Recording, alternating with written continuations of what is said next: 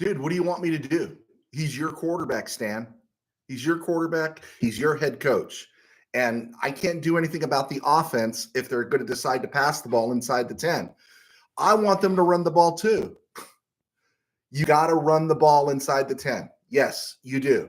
He's your coach. It's your quarterback. You got to tell him this. I cannot make them change the play calling. Only you can. Want to get on that? Because people are getting really upset with these field goals on the opening drive. All right. Hey, I got to go. All right. I'll talk to you later. Dude, I'll call you when I can. All right. Got to go. I'm Joe Terosian, and this is RamView.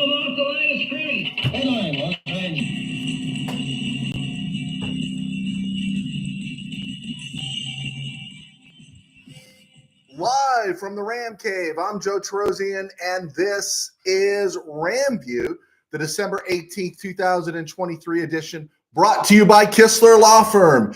Injured in an auto accident? Need help? Got questions? Check out Kistler Law at 661-206-6990. That's Kistler Law at 661-206-6990. And check out KistlerLawFirm.com. KistlerLawFirm.com. That's one word. Kistler Law. They've been fighting for you since '92. And by Temple City Auto Repair. Having some auto issues? Get yourself some John and Henry at TempleCityAutoRepair.com. And of course, by Granite Ridge Christian Camp, a place where your life can change. All right. The TaxSkins and the Rams get the win. I predicted 34-10. It should have been 49-14, but we take it at 28-20, right? Bottom line is the Rams won. Boom. Back in the playoffs. Just about everything that we wanted to have happen this weekend happened, right? Packers lost. These teams are struggling. The Falcons lost. So Minnesota lost in Cincy. A lot of things happened. Thank you, Baker Mayfield. I think that was a payback.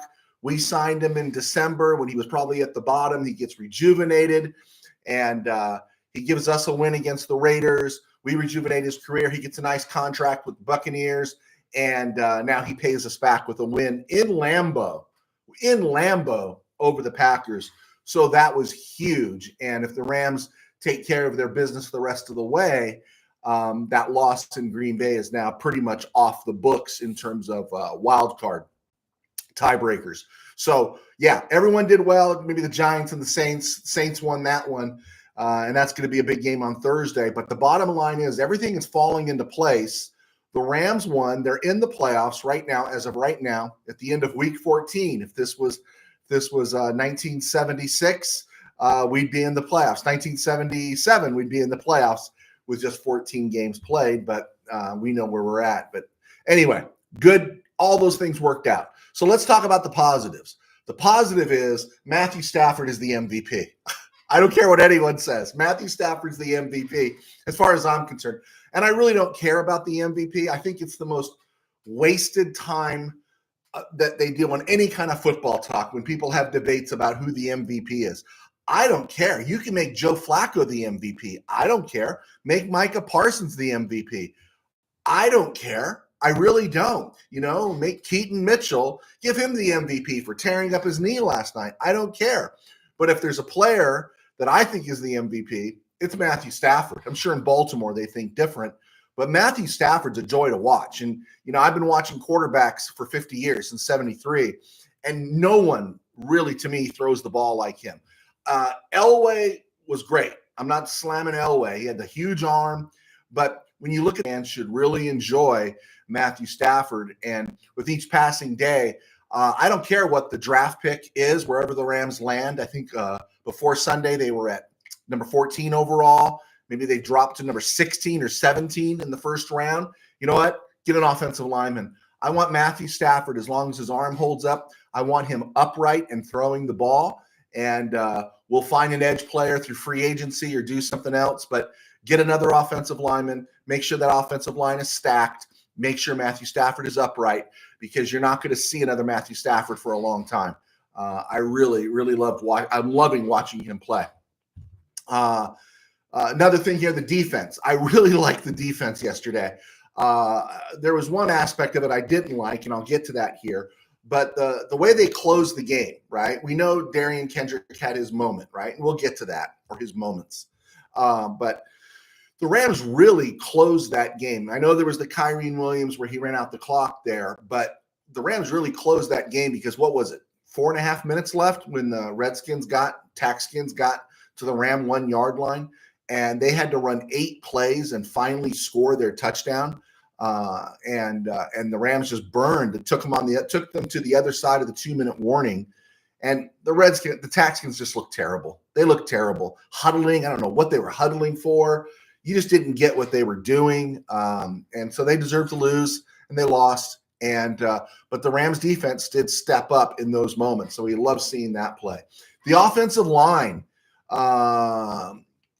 They pushed, right? Even without Havenstein, they pushed, right? The Rams averaged something like 5 yards a rush. The 3 sacks didn't really bother me. I think there's a reason for that, and I'll get there in a second. But they pushed the ball. They ground down. Whether or not they're perfect pass protectors, if they're getting a push on the offensive line and your running back's getting 5 yards a crack, your quarterback's going to have time to throw because that's going to set up play action. It's going to cause defenders to think about loading the box, especially a quarterback like Stafford. So huge props. Alaric Jackson, right? It was neat to see Alaric Jackson I guess he got an unsportsmanlike, but it was neat to see Alaric Jackson run hot. I want to see the offensive line run hot. I want to see them, the big nasties, as we call them, or the big uglies. I want to see them be that way. So I appreciated that. The 3 sacks, I think some of it is because Stafford doesn't seem to be dialed into just one receiver. If there was something that bugged me through 2021 and into 2022, it was like Cooper Kupp or nobody else, right? I think last year, because the offensive line was so bad, Kupp was always getting targeted by Stafford because Stafford knew where he was going to be. But when you see what they're getting out of Nacua, Kupp, and Demarcus Robinson, I think Stafford's realizing he's got weapons all over the field, and there's guys that are going to be open, let alone before you go to Higbee or Kyren Williams. And I think what that does is instead of maybe just getting rid of the ball, Stafford knows by the time he gets to a second or third option, those guys are going to be open. And because they have been getting open enough for his arm. And I think that's why he's taken a couple of sacks that maybe he shouldn't have. But it's hard to give up on a play when you know somebody's going to be there. I thought that was good work by the offensive line as well as the receivers, and that's very positive going forward. Outside of the opponent's 10-yard line, Sean McVay has been on a heater when it comes to play calling, right? He's using Demarcus Robinson. He's using Puka Nacua in the jet sweep, right? Even Kyren Williams in a wildcat with the fake toss to Stafford. That was a beautiful thing to see. There's just a lot of creativity there, and that's great to watch. But I don't know what happens inside the 10. That's why Stan called me. But this is a really neat thing that's happening with the Rams. And again, fun to see, optimistic about the future. As somebody said a long time, somebody said earlier this year, and I'm just repeating it, it wasn't me, but this team has a 2017 feel where everything was new, everything was fresh, and they were doing things that no one expected them to do. In 2016, they were 4-12, right? And then by 2017, they were 11-5, and with same quarterback, right? But with a new head coach, and things turned around. Everything was fresh. Went to the playoffs, lost in the first round, but they were in the playoffs, and they were saying that this team feels like 2017. I'll take that. I absolutely loved the final drive when the Rams ran out the clock. It was 28-20, and that they trusted in Kyren Williams because it's easy to get in McVay's doghouse. And I would have had no problem with Royce Freeman carrying the ball, but down the stretch, they pounded that ball, and they pounded it with who? They pounded it with Kyren Williams, meaning they don't think he's the next Cleveland Gary. I say Cleveland Gary because I think Cleveland Gary fumbled more than Wendell Tyler. I know people like to bag on Wendell Tyler, but I'm a pro Tyler guy. I feel it's easier to take a shot at Cleveland Gary. So love that stuff about the Rams. That stuff was very positive yesterday. It was a pleasure to watch in the Ram Cave because I wasn't stressed. I wasn't pacing. I didn't get my my step count too high. Usually when they're losing, I get my step count high. But on the flip side of that, as we continue to break this down, Johnny Ripple, thanks for joining us. Tim Burns, thank you so much. I'll be answering those questions, guys, as soon as we get towards the middle of the show in the break area.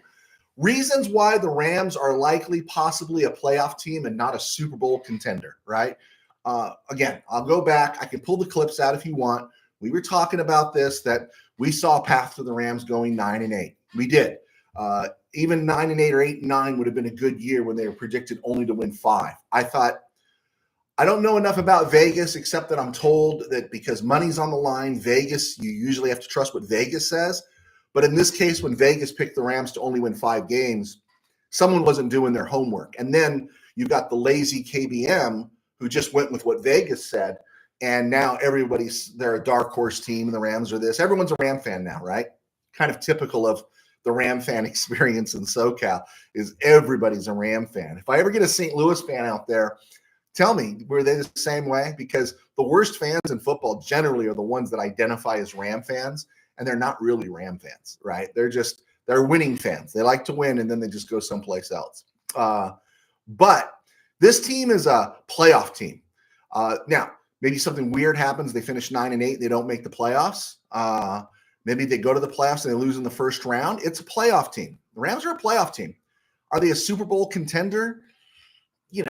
Some weird stuff's going to have to happen for them to be a Super Bowl contender, right? I would reckon if we get that 9th win, if we can win Thursday, and I say we all veer into the we, even though I'm not on the franchise's payroll. But if they can pick up a win Thursday, pick up a win the following Sunday on New Year's Eve, they'll be 9-7. And everything after that, to me, is gravy. It really is. It's a winning season when no one was expecting it. And likely, whether they lose in Frisco or not, they'll be in the playoffs. But these are the things that keep the Rams from being a Super Bowl contender, right? These opening drives have to be finished, right? They have to be. And I know McVay spoke to it yesterday and today. But when the offensive line is just blowing them off the line of scrimmage, right? You got to keep letting them do that and keep pounding your running back. Just do it, right? This needs to get figured out because it's going to come back and sting the Rams. You can't trade field goals for touchdowns, right? And you're going to play better teams in the playoffs, and they're going to score touchdowns, and you need to convert touchdowns, especially when you're inside the 10. When you're outside the 30 or 35, you understand that, right? But when your offense gets the ball inside the 10, you got to punch the ball. And of course, that was kind of like our issue these last few weeks. We'll get to Kendrick, but this is another thing that was extremely disappointing yesterday, was seeing the most sacked quarterback in the NFL, Sam Howell, only get sacked once. That was Ernest Jones on a blitz. That was really disappointing. You want to compete in January, you've got to sack the quarterback, right? And if there was any team I thought the Rams would feast on, I thought it would be the TaxSkins yesterday, and they didn't. They didn't feast on them. And that was a little disappointing. And the Rams were lucky. They were lucky. I think their secondary, I know you're going to think, well, Kendrick was awful. That was in the end in the fourth quarter with a new quarterback that Kendrick had his issues. Witherspoon was dealing with a groin. He left the game. Kobe Durant came in. But the Rams were fortunate. The secondary did their job because they weren't getting to Sam Howell. Howell was able to throw the ball. He wasn't perfect. And then a more experienced guy like Brissett came in and took advantage of some things. But you got to sack the quarterback. And this goes back to Byron Young. I think Byron Young's running out of gas. Kobe Turner did well, but he didn't get to the quarterback. Whether or not it was his groin or whatever, Aaron Donald's still elite. Aaron Donald's still great. But, I think he didn't play a full complement of snaps, and that might be because they were geared towards Thursday. If so, bravo, smart. Durant, Jonah Williams, Bobby Brown played well, but you got to get to the quarterback. Third point here is, did you see McVay's face after Haversick missed the field goal after he pushed it right? That's a lot of uncertainty for a playoff team, and that kind of lets you know they're not a contender because you just don't know. Havrisek blasts the ball. No ambiguity. It is right down the middle, right? In Baltimore, in rain, in weather, under tremendous pressure.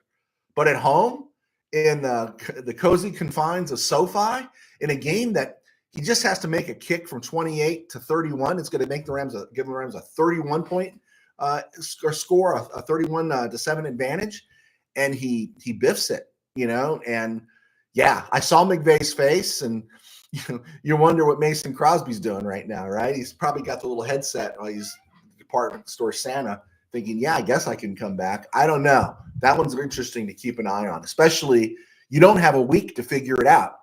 You've made the decision to dance with Lucas Havrisek, and Havrisek's going to be the kicker on Thursday, and that's kind of scary. Fourth, the score should have been 28-0 at the half, right? At minimum 28-0, maybe 24-0, right? 49-14 should have been the final score. But it wasn't because a young running back fumbled twice, right? It wasn't just because. I don't think it's going to be a thing, but it's a thing right now. The Rams aren't finishing drive. They're leaving a lot of stuff on the table, and that's what's bothering me.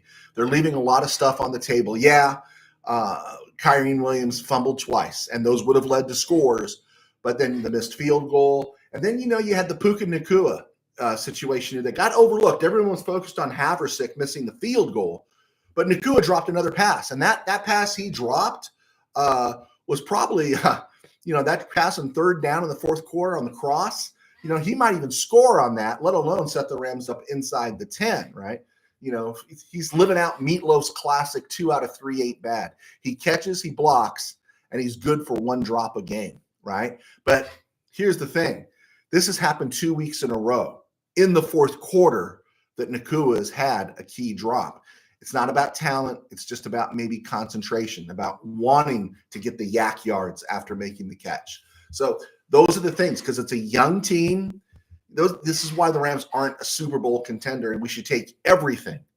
Get this win against New Orleans, get the win against the Giants, and then count everything after that as gravy. And then you get to Kendrick. He got torched twice, and that was after Washington changed quarterbacks. So I think maybe that might have thrown him off. I don't know about the coverage there. He was up in press, which was interesting. He was up in press on that last one where McLaurin was tackled at the 1. And so I don't know, was anyone going to be over deep? Were they going to actually leave Darian Kendrick on an island alone with a receiver like Terry McLaurin?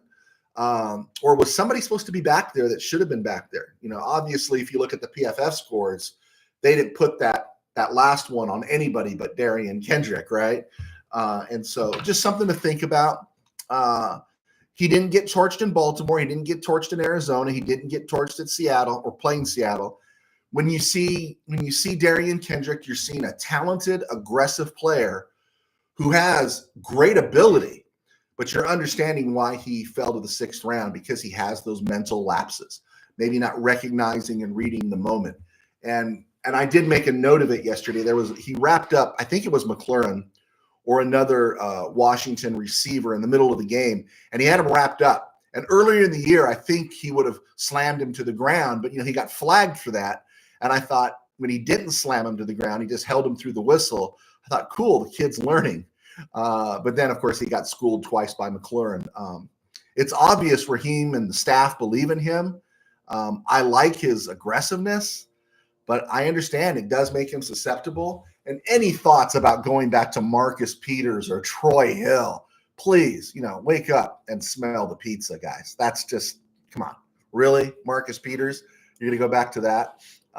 Yeah, let's think otherwise.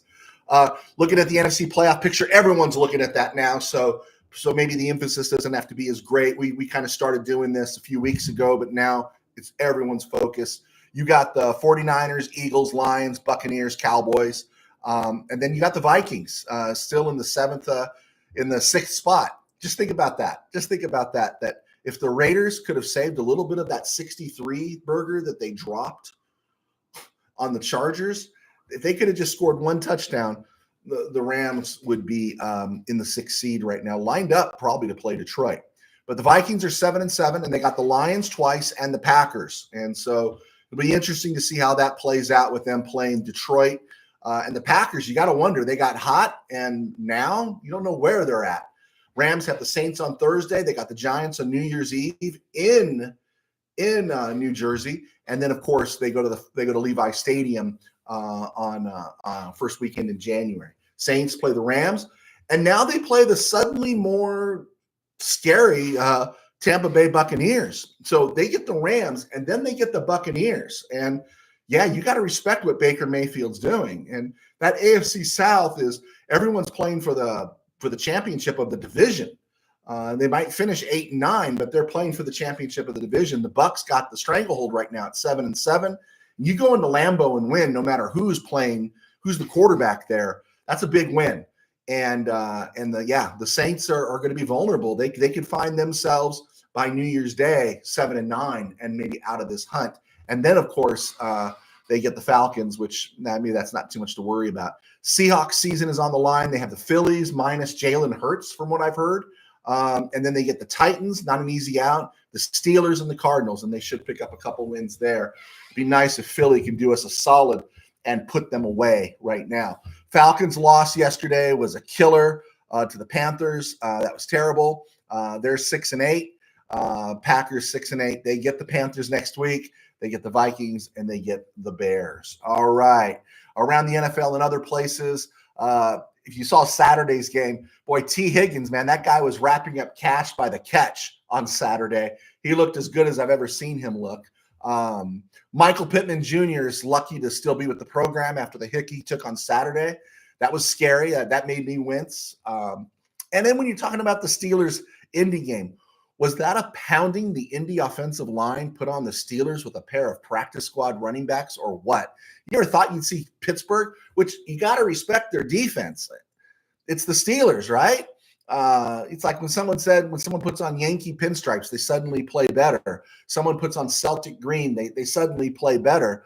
And I guess that's not the case in Pittsburgh anymore, but they got pushed around at Lucas Oil, and that was a nice win. Shane Steichen and the Colts, huh? Lamar Jackson's been a lot of fun to watch. And you know why Lamar Jackson's fun to watch? It's because he's not the same quarterback he was in 2018 or 2019. When you watch Lamar Jackson, you're seeing improvement. And he wasn't perfect. He's not perfect. He's not an invincible quarterback, right? In fact, the Rams did a better job against Lamar Jackson than the Jacksonville Jaguars did yesterday or last night. But Lamar Jackson, they want to give him the MVP. Give him the MVP. I'm good with it. Comparisons, people try to say Cam Newton, and he's not even close to Cam Newton. Cam Newton couldn't carry Lamar Jackson's jockstrap. Cam Newton was always the guy that came out of Auburn, even until the end of his run. He never got better. Lamar Jackson gets better every time he plays. Dallas, after that loss in Buffalo, feels like a paper tiger. And again, their biggest win was at home against a worn-down Eagles team, and I'm loving it. I can't wait to see the meltdown when they get bounced in the playoffs. And then finally, here come the Browns, right? The Browns, right? They're 9-5. This is a team that started P.J. Walker, DTR, not very good Deshaun Watson, and they had to go to Joe Flacco, and they're 9-5. If this team can stay healthy, which is always an if with every team, but especially the Browns, remember, Joe Flacco is a Super Bowl winning quarterback. He played the stretch of his life in that Super Bowl run that led to them beating the 49ers. And just saying, I don't know. No one has been consistent in the AFC outside of maybe the Ravens, who needed an overtime punt return to beat the Rams and are just a high ankle sprain to Lamar Jackson from turning very mortal. Keep your eye again. I say it again. Keep your eye on the Browns. I'm not a big-time Browns fan, but it would be interesting to see them upset some apple carts, huh? Because their defense is good enough to do that, and Flacco is accomplished enough if he's got time. They're really good in the interiors. They suffered a lot of stress on their tackles this year, a lot of injuries, but that interior, their two guards and center, helps Joe Flacco stay upright. It's going to be interesting. So good for the Browns, right? Good for the Browns. And then finally, this is the last one. Sean Payton doesn't have to like Russell Wilson. And you saw that little skirmish on Saturday. Sean Payton doesn't have to like Russell Wilson. And I don't even think Russell Wilson is that good anymore. I've shared as a Ram fan, Russell Wilson never scared me. Whoever the backup quarterback for the 49ers always scared me more than Russell Wilson. But as of right now, Sean Payton and Russell Wilson are stuck together to the tune of 50 rocks a season for the next several seasons.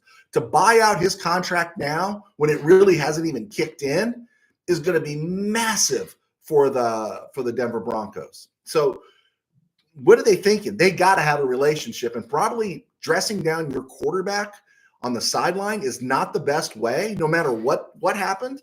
On the other hand, if I'm Russell Wilson, a Super Bowl winning quarterback, twice Super Bowl appearing and likely a Hall of Famer, my coach is not getting in my grill on national television in front of my teammates, whom I'm expected to lead, the way that Sean Payton got in Russell Wilson's grill. You want to do that to Mitch Trubisky?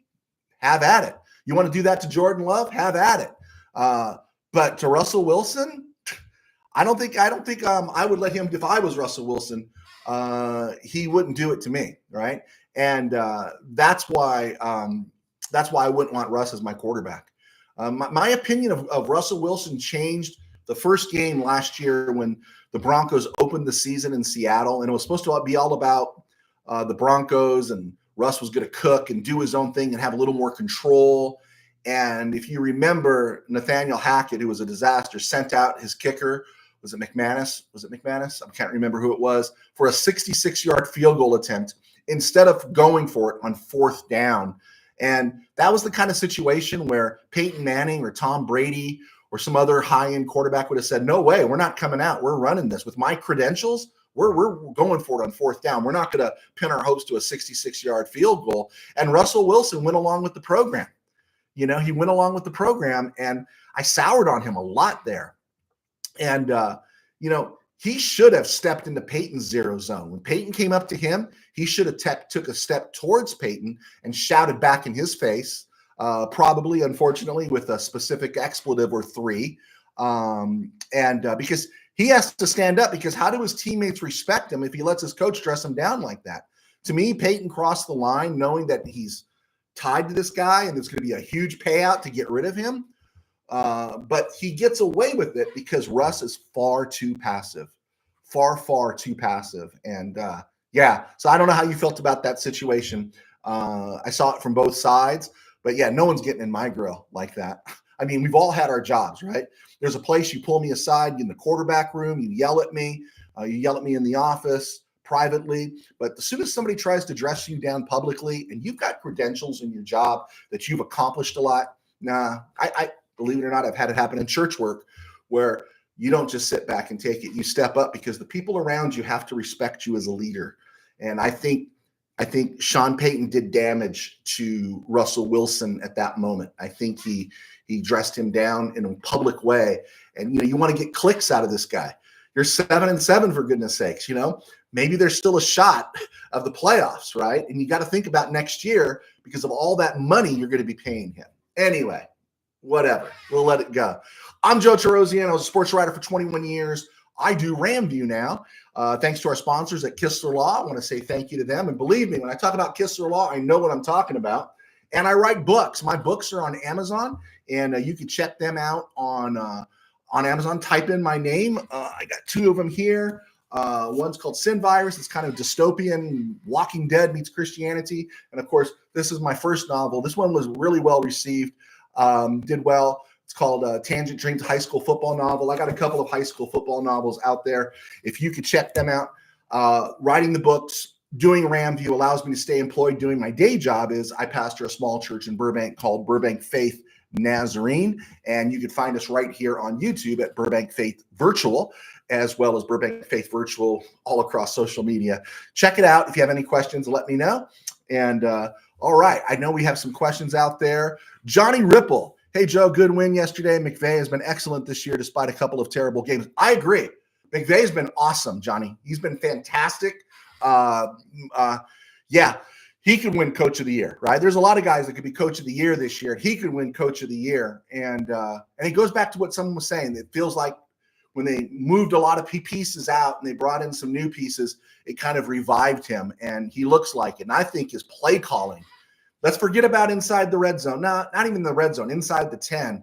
But have you seen his play calling this creative in a number of years?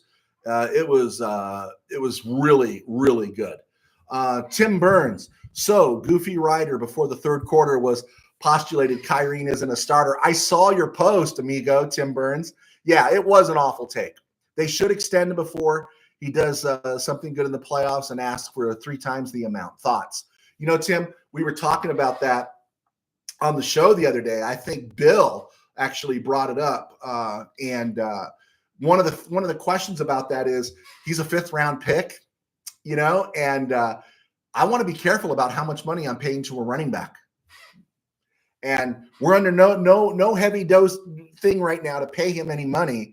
And the market seems to be shrinking to what you pay running backs. So we ride him through this year, we ride him through next year, and then that's when the question comes up about extending him because he'll be, you know, heading into his 4th year after that. So the Rams have him. They don't have to do anything for a while. Should we throw him some money now so we don't pay as much later? Yeah, I think that's a great idea, but you got to be real careful about that. And then you just got to remember, I know running backs don't grow on trees. I was arguing with Steeler fan Rob today, as you know, Tim. You know, they spent a 1st round on Najee Harris, but Warren is actually playing better ball. The Rams spent 2nd round picks on both Darrell Henderson and Cam Akers, but they scored the home run in the 5th round. So running backs don't grow on trees, but you can find a running back later in the draft or as an undrafted free agent. So it's a real quandary, you know. Look at it this year. You know, there was that whole debate about Saquon Barkley and his dough, and man, I don't know if I wanted to give him that dough, right? He hasn't played great this year. At least my fantasy team says he hasn't played great. Look at Austin Eckler, right? Austin Eckler suddenly has a bad year, and you just got to be real careful. I'd be up for kicking him up to 5-6 mil if he's willing to take it right now. But I wouldn't give him anything lavish. That 2nd contract for a running back, that's an iffy proposition. Johnny Ripple, Robinson is not a better receiver than Tutu, but because of his size, he is a better blocker. Oh, I totally agree, Johnny. I totally agree. I do also think the one advantage that you get with Demarcus Robinson is that he's a bigger target because Tutu has hands. Tutu can burn.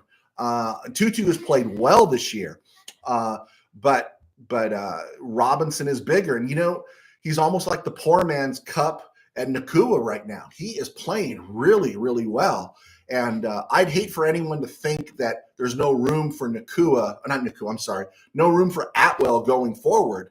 I hope McVay continues to integrate Atwell into the offense because he's a threat. His mere presence on the field forces defense to account for him, you know, and so it's highly critical, you know. So he didn't play yesterday. He only had a couple of snaps and 1 target in Baltimore. But prior to that, what was it, 3 straight weeks? It was either a long catch or a long pass interference penalty. And that's gold, man. That's gold.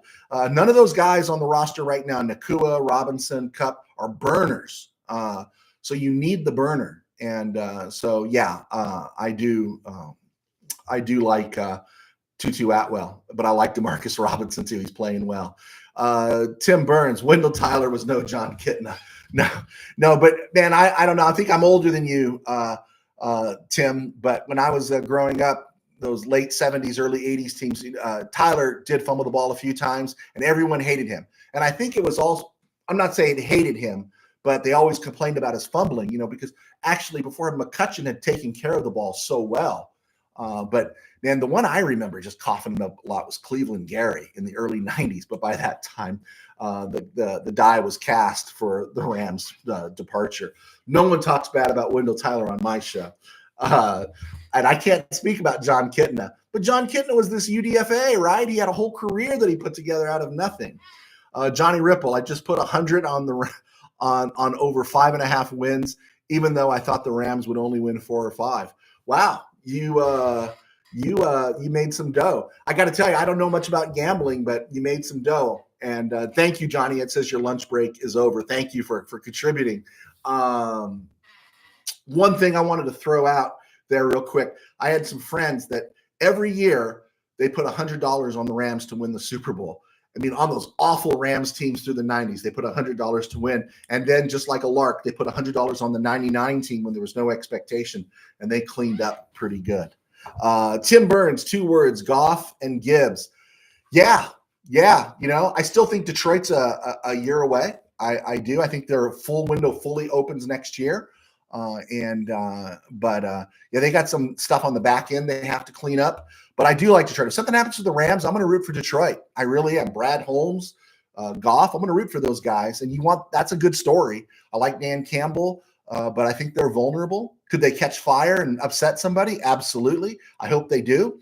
But if the Rams have to beat them, then the Rams have to beat them. All right. Looking at some of the grades and everything, it was a great day for the offensive line. Even the PFF numbers reflect what we all saw. And even the lowest graded was Steve Avila. And I think it was pretty obvious. There were some missed blocks there by Avila. And, you miss one block and they get a hit for a tackle for a loss, right? Or you get burned once. It wipes out everything you did the whole day in that grading system. But overall, even with Noteboom playing every snap, and at right tackle, the offensive line, all the starters played every snap. They were good. They were solid. And you can win with this team. And now Havenstein's expected back on Thursday. That's real exciting stuff. Tyler Higbee seems to be slipping in the blocking department, but his receiving and including that toe tap on the sideline was amazing. Another amazing throw by Matthew Stafford. That was a case of, I'm not giving up on this play because somebody's going to get open. And he went through all of his progressions and finally came back and found Higbee, and he just made that amazing throw. So just remember on those sacks that it might not always be the offensive line. I think it's knowing that he has some talent to play with. I think Stafford is very reluctant to give up on a play. 2 fumbles aside, going back to Kyrene Williams, answering your question again, Tim Burns. 2 fumbles aside, Kyrene Williams is becoming borderline special. He really looks amazing. There was some cuts and stuff that he did yesterday that were just fantastic. I'm sorry that he had the fumbles, not because of the Rams situation, but if he had not fumbled those two balls, he might have scored on some of those other possessions, and people would be talking about Kyrene Williams. 5th round pick, man. Amazing. Congratulations, McSneed, on that draft pick. I've talked about the lack of a pass rush. That was really disappointing, and it's something they're going to have to figure out. And if that means doing something more with Ernest Jones, then do something more with Ernest Jones because Hoyt is ordinary, and Byron Young looks tired to me. The safety play was solid against a solid group of receivers after a rough day in Baltimore. Johnny Johnson, Jordan Fuller, Quentin Lake. It was great to have Quentin Lake back, and then Russ Yeast as your depth piece. That's good stuff. Ernest Jones, Aaron Donald are playing at an elite level when you talk about your front 7 or so. Bobby Brown is giving the Rams exactly what they needed him to give this season. I mean, does anyone miss A'Shawn Robinson? I don't miss A'Shawn Robinson. Kobe Turner has been consistently solid, let alone sometimes spectacular. And Jonah Williams, he's been solid as well. We talked about the edge. Ochoan Mathis seems to be out of the rotation. Nick Hampton picked up 15 more snaps. Even Keir Thomas picked up 14. And Nick Hampton had that nice knockdown. And again, he's starting to look more and more comfortable. But, man, got to get to the quarterback, right?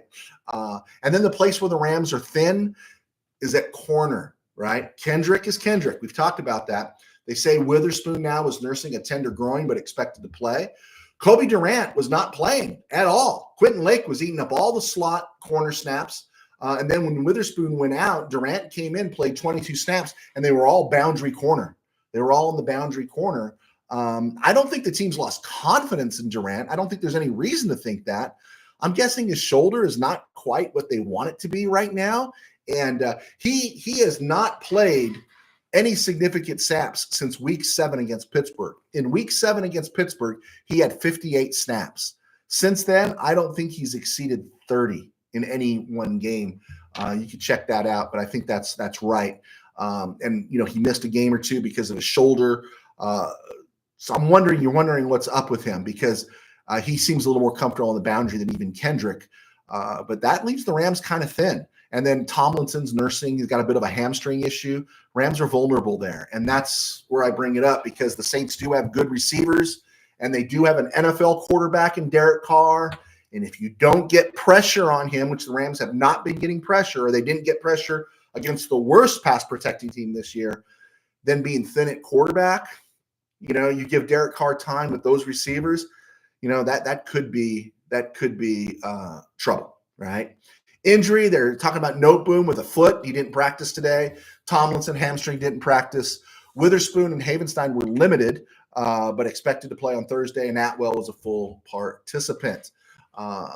Let's see. Do we want to talk about bowl games? I really don't want to talk about bowl games. The New Mexico Bowl had 22,000 people. LA Bowl had 32,000. Texas, the Independence Bowl had 33,000 people there. I got to tell you, I watched those games, and those numbers seem kind of skewed. Congratulations to UCLA for winning.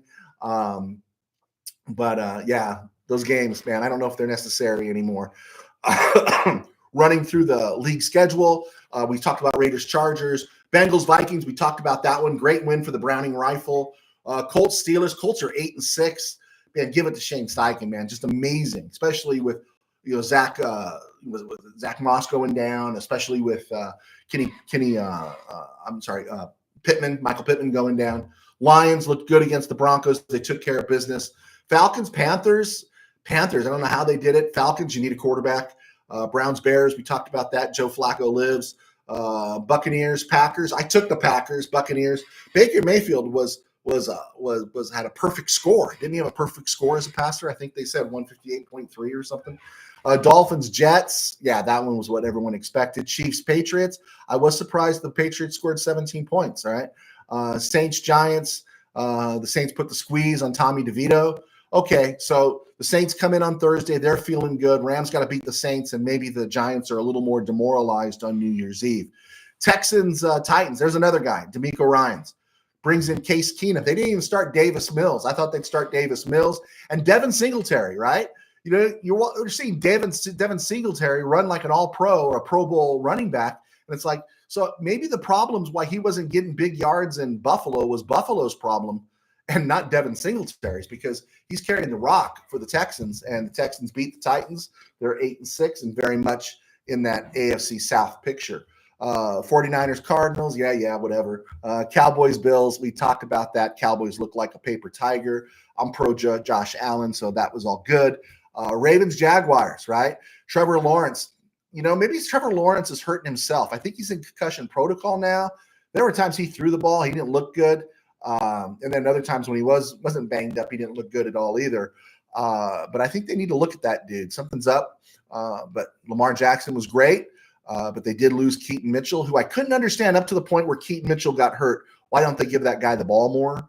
But we'll see. I actually 13-2 this week. I bounced back after a 6-9, so that's pretty good. So let's look at on this date in Rams history before we get you folks on your way. Let's see here. On this date in 2018, the Rams waived Pharaoh Cooper less than a season after he was an all-pro kick and punt returner for the Rams in 2017. The Rams had drafted Cooper in the 4th round, 117 overall in 2016. And I remember the day they released him, Gurley was banged up, and they said they didn't want to release him, but it was a numbers game. And actually, if you think outside of Brandon Powell, Pharaoh Cooper was the last legitimate return man the Rams have had that was actually a threat. And he got cut, immediately picked up by the Cardinals, but the Rams waived him to sign C.J. Anderson. C.J. Anderson, the greatest 2-game career in Ram history, right? He was an undrafted free agent out of Cal in 2013 by the Broncos. He had a nice 3 or 4 years there with the Broncos. He was on their Super Bowl team. He ran for 1,000 yards in 2017, and then they released him, signed with Carolina, and in the calendar year of 2018, okay, here's the thing about C.J. Anderson. In the calendar year of 2018, he was released by the Broncos, signed and waived by the Panthers, signed and waived by the Raiders in December, and then the Rams signed him, and he played 2 games for the Rams in the regular season, 43 carries, 299 yards, and he scored 2 touchdowns. And then he had another 100-yard game in the first round of the playoffs that year. And and it looked like he had revived his career. He signed a 1-year contract with the Lions in 2019, and he played a couple games for them, and then in September, they cut him loose. The next day, he announced his retirement. C.J. Anderson, man, you remember him? I mean, he did such a great job for this team in such a short window. And if he had Rams had pulled off a Super Bowl win against the Patriots in Super Bowl 53, they'd almost be thinking about building a statue to C.J. Anderson. He did such a great job, and just kind of a different soul, I think.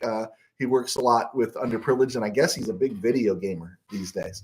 On the same date in 1949, the Rams lost to the Philadelphia Eagles 14-0 in the snow in Philly, NFL championship game.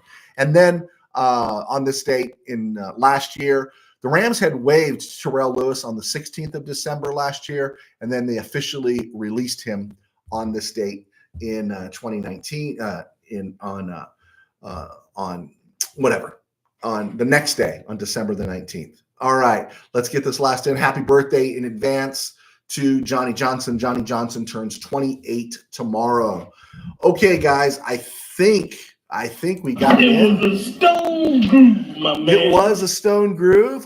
Thank you guys for coming in. Let me see some of these the questions here. Johnny Ripple, will you tell me that? Johnny Ripple, my lunch break is over. Okay, Mark Reiber, there we go. This guy I read about bet something like $1,000 on the Rams to win the Super Bowl back in '99 and won like $32,000. I know.